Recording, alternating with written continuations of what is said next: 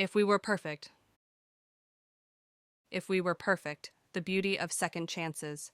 Part 1. Introduction, the end of an era. Welcome back to the channel. We have journeyed through dangerous bets, dark secrets, and high-stakes mysteries.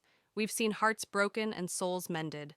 And now, the time has finally come to say goodbye to our favorite group of friends in the If Love series. Do you believe in second chances? Do you believe that two people who were once everything to each other can find their way back after the world tore them apart? In If We Were Perfect, Ana Huang brings us the long-awaited story of Courtney and Christian. They were the couple that seemed destined for forever, until a devastating mistake 2 years ago turned their perfect love into a memory. Now, destiny has pulled them back into the same orbit. Are they brave enough to face the wreckage of their past to build a new future? Let's find out if perfect is really what love is about. Part 2.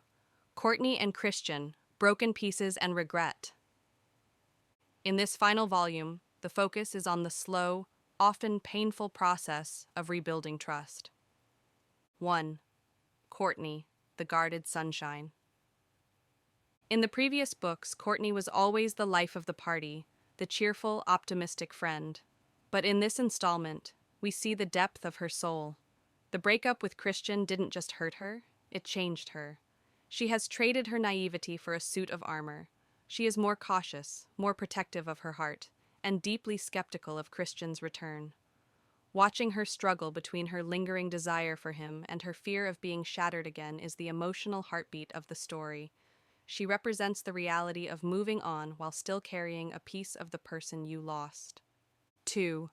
Christian, the hero, seeking redemption. Christian is not a perfect man, and that is why he is so compelling. He made a massive mistake, and he has spent the last 2 years living in a landscape of regret. His journey in this book isn't about grand, empty gestures. It's about consistent, sincere effort.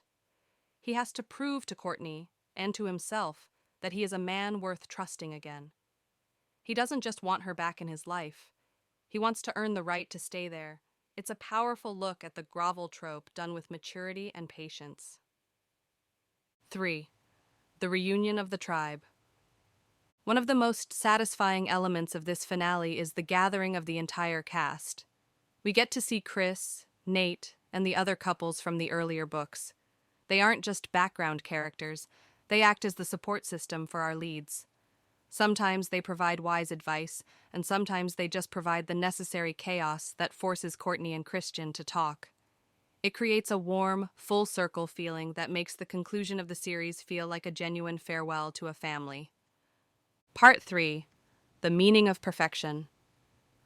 The title, If We Were Perfect, carries a profound philosophical message that Ana Huang weaves throughout the narrative. The paradox of love. The book argues that love doesn't require two perfect people.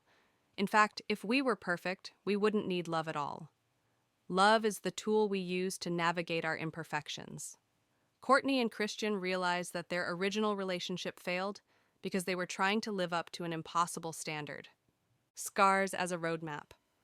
The story highlights that the scars from our past don't have to define who we are, but they definitely define the roadmap of our future. By accepting their flaws and the messiness of their history, the characters find a freedom they never had when they were trying to be perfect.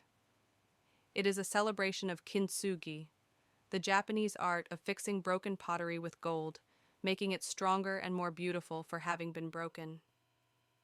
Part 4. A farewell to the If Love series.